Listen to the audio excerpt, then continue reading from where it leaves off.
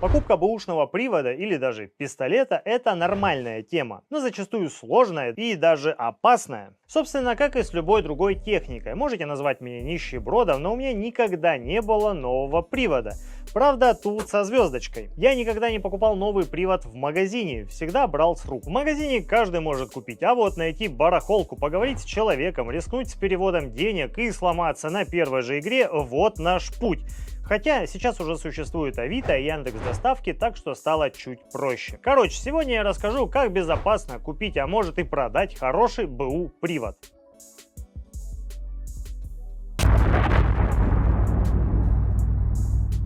Чтобы вы понимали, с чего я взял, что могу раздавать советы, я занимаюсь закупкой приводов, в том числе и бэушных, в магазине Южный Арсенал. Только закупкой, продавать я не умею. Думаю, по моим обзорам это заметно. Я хуй знаю, что с ним, он не работает, короче, в пизду. Залупа ебаная, блядь. Попробуй из него пострелять, я хуй знаю, он работал, блядь, заебись, сейчас стреляет на 10 метров, блядь. Пидорас.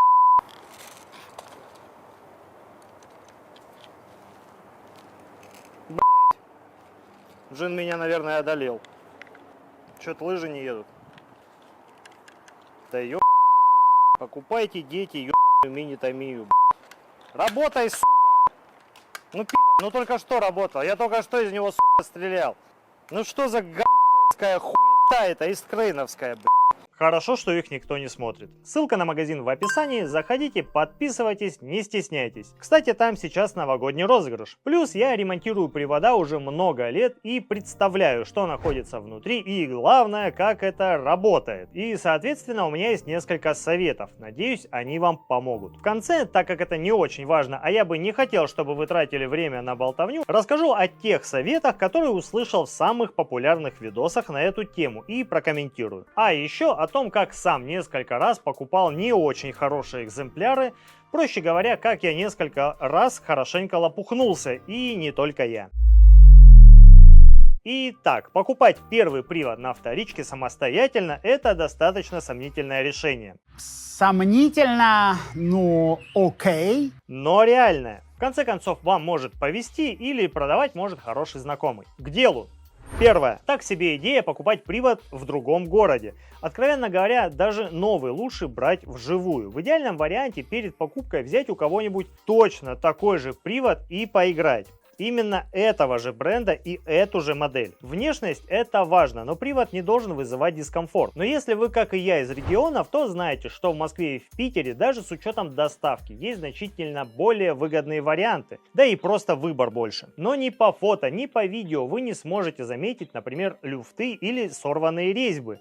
Тем более, если продавец этого не захочет, а бывает, что реально даже не знает. И возможно, что у привода владельцев было больше, чем у меня друзей в ВК. А еще бывают кривые бодики, но это уже сложно проверить без мастерской или на крайняк эндоскопа. И не забывайте про мошенников, их реально очень много. Все пытаются тебя кинуть, особенно в интернете. Перед тем, как переводить деньги, проверьте все, что сможете. В некоторых группах есть списки кидал.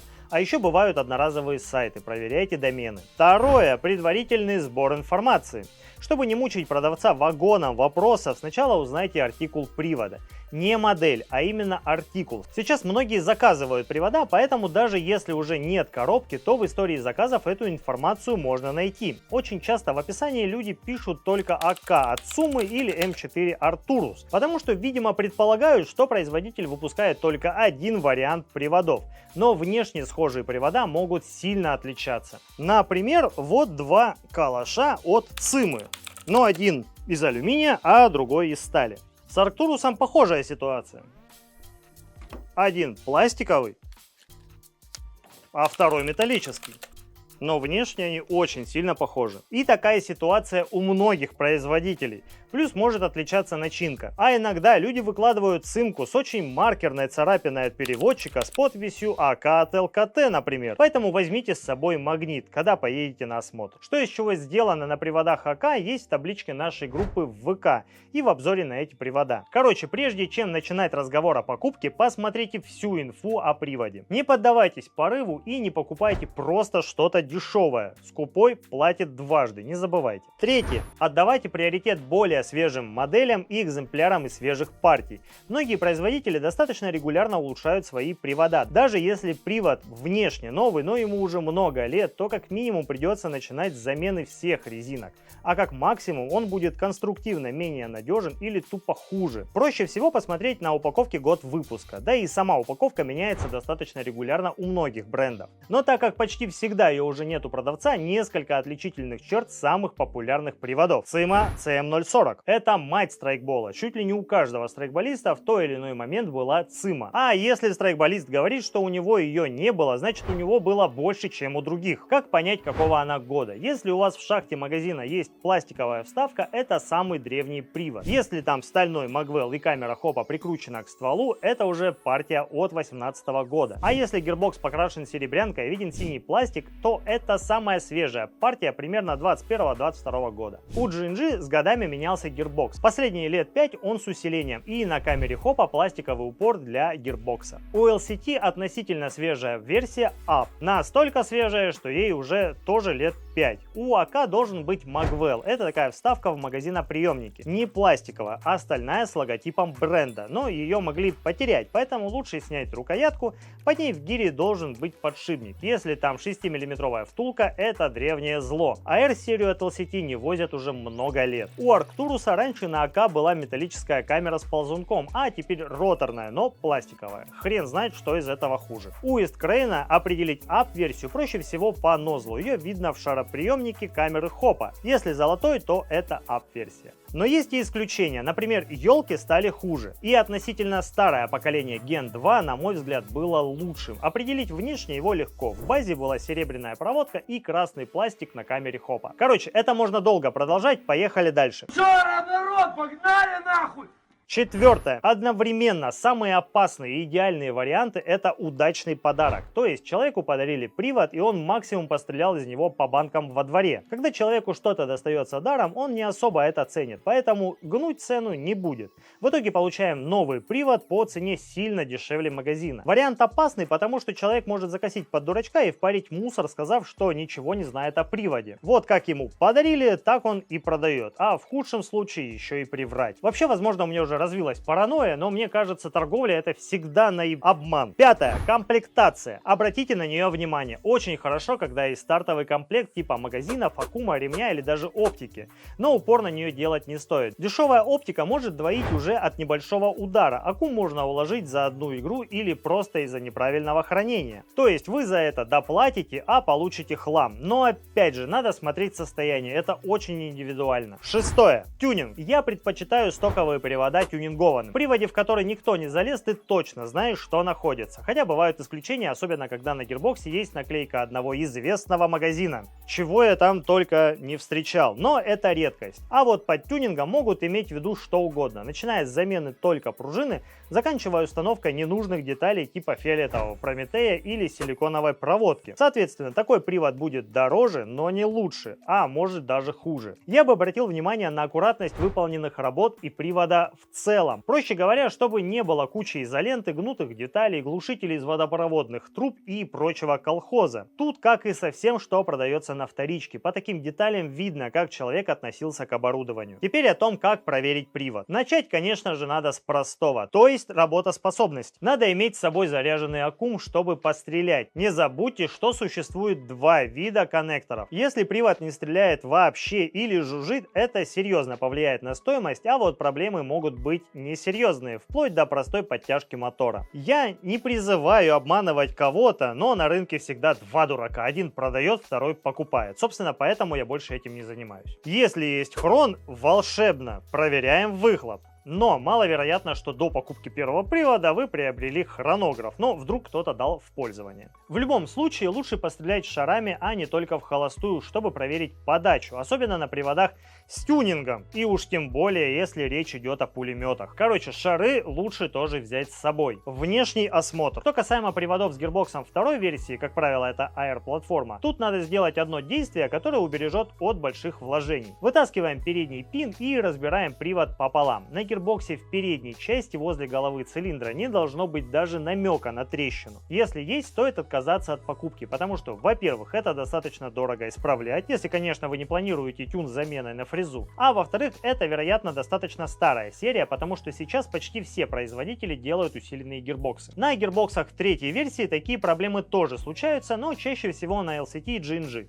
Допустим, потому что там в базе выхлоп больше 140 метров в секунду. Ну и кроме этого, по приводу всегда понятно, как долго он служил и что повидал. Понятное дело, что есть хорошие люди, которые долго пользуются, но берегут и всегда обслуживают привод.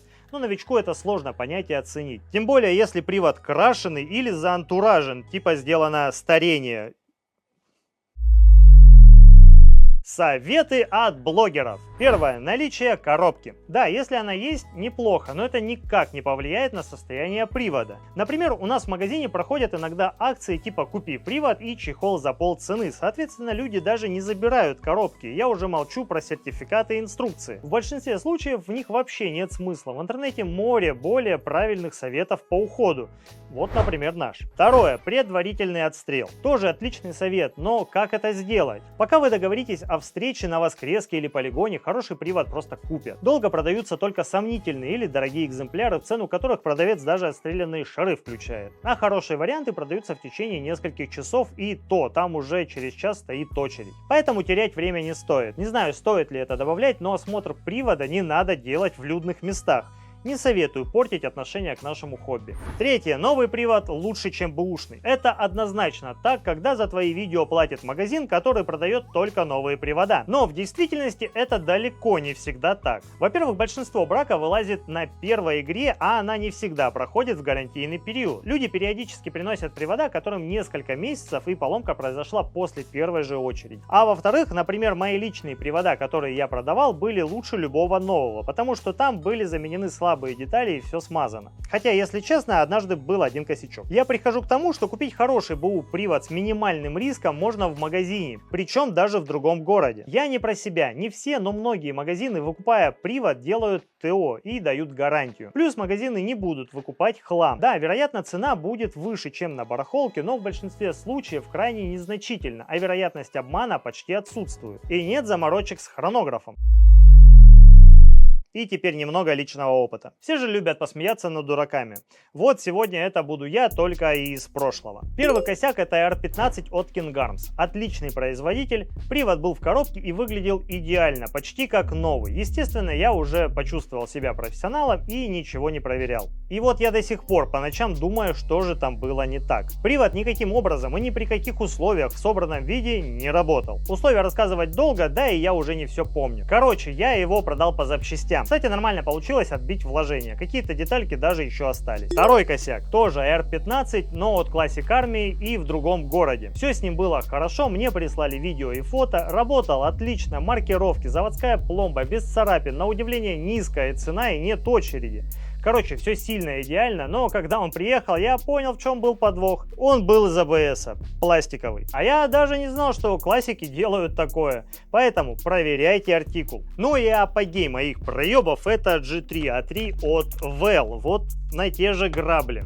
В оправдание могу сказать, что мне его скинул один авторитетный на тот момент для меня человек, который сказал, что все супер, надо брать, немцы оторвут с руками. Как итог, я ни хрена не посмотрел, просто написал человеку из другого города, что беру, и оплатил. И теперь мечтаю хотя бы вернуть вложенные 6 лет назад деньги. Я ж горю, мамкин бизнесмен. Ребята из Well, вы точно нас смотрите и комментируете видео, заберите его нахрен обратно. И еще одна история про одного клиента, который посмотрел наши БУ привода и решил, что может найти дешевле.